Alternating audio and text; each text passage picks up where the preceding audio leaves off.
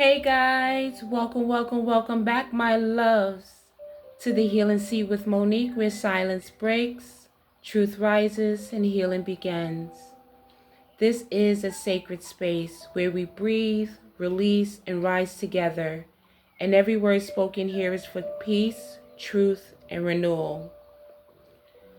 So, guys, take a deep breath, get comfortable, and let's talk truth, heart to heart. Let's get started. So my loves, I'm going to take you all the way back to where it all began, my childhood.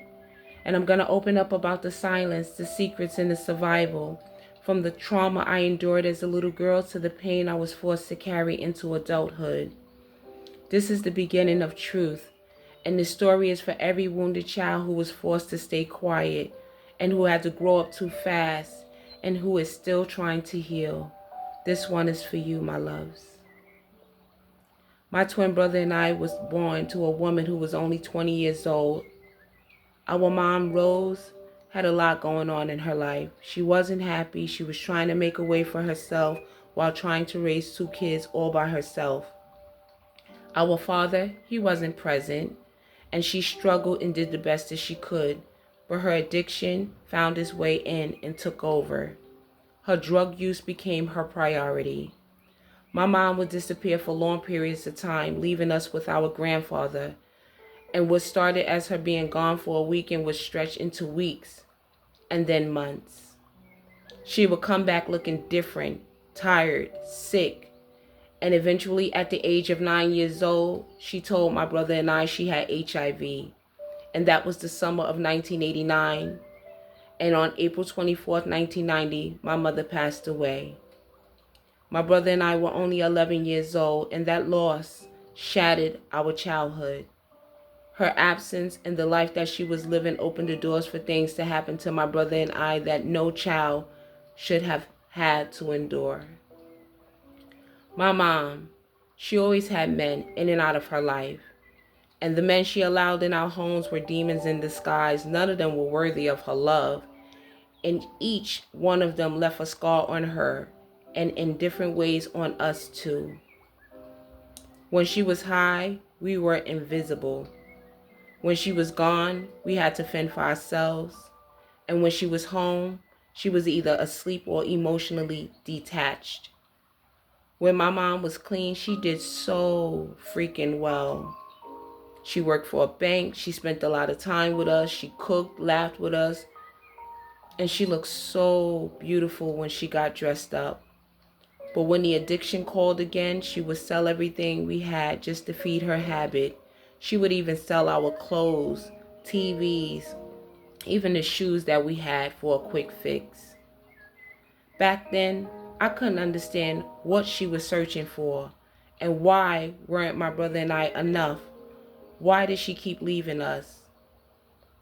As a child, I hated my mother for it. But as an adult, I came to see that she was running from abandonment, from unhealed pain, from the wounds of her own father left behind.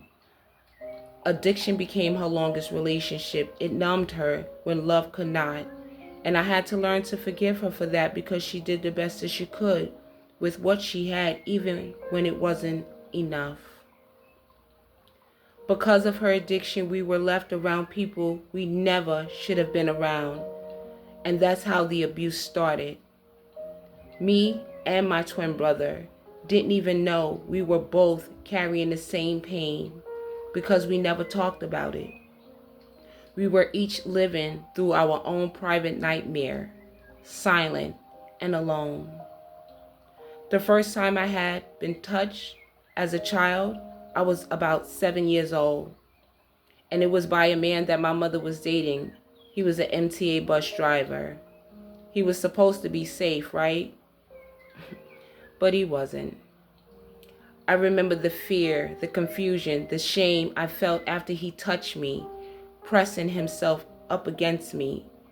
I remember my mom was in the kitchen cooking, and I ran in there, but I couldn't tell her what had just transpired. I was hoping my mom would just protect me and hold me, but instead she yelled at me and told me to get the hell out the kitchen and go back in the room. That moment taught me that even home wasn't safe. The second time, and for years after that, it was my cousin Jojo from my father's side. He molested me for years in my grandmother's house from the age 9 to about 13 or 14 years old. That side of the family wore religion like armor. Jehovah's Witnesses, knocking on the doors, carrying Bibles, preaching holiness. But behind closed doors, darkness lived. They cloaked themselves in faith to hide the filth. The McLean family's silence was louder than any sermon they ever gave. My grandmother's home was supposed to be a sanctuary. She ran a daycare for years, and parents trusted her with their babies every single day, but predators moved freely throughout her house. My cousin Jojo would wait until everyone was asleep, and he would wake me up, drag me to the bathroom, to the kitchen, to the back room, wherever he could do it, and violate me. I remember the pain, the blood, the smell of fear. I hated going there because I knew what awaited me once the lights went out. I told my mother once. I whispered to her, Jojo is touching me, through tears, praying that she would protect me. She called my grandmother, confronted her. They got into some big argument over the phone. But nothing happened. Nothing changed. And the next time I went back, it happened again and again and again. Their silence screamed the loudest. They knew. They all knew, but they chose religion over truth. They chose image over innocence. They chose silence over saving me. That family hid behind the mask of holiness, pretending to be God's people while letting the evil sit at the table. And for years, I blamed myself and I thought maybe I was the problem. Maybe I invited it. Maybe I deserved it, but I didn't. I didn't. No one does. No child does. This is what happens when children are silenced, when families protect secrets instead of souls, when predators are shielded by prayer, meetings, and family dinners. Children grow up broken, confused, and ashamed, trying to heal from wounds that were never their fault. This episode is for every child who was forced into silence, for every survivor who was called a liar, for every soul who still trembles when they hear their abuser's name. I want you guys to know that you are not what they did to you, my love. You are always and were always worthy of protection. And you were always, always worthy of love. And I believe you. My loves, if you felt the vibe today, don't forget to like, comment, and subscribe. And hit that post notification bell for future episodes as I continue to dive deeper into my life's journey with you guys and how I survived it.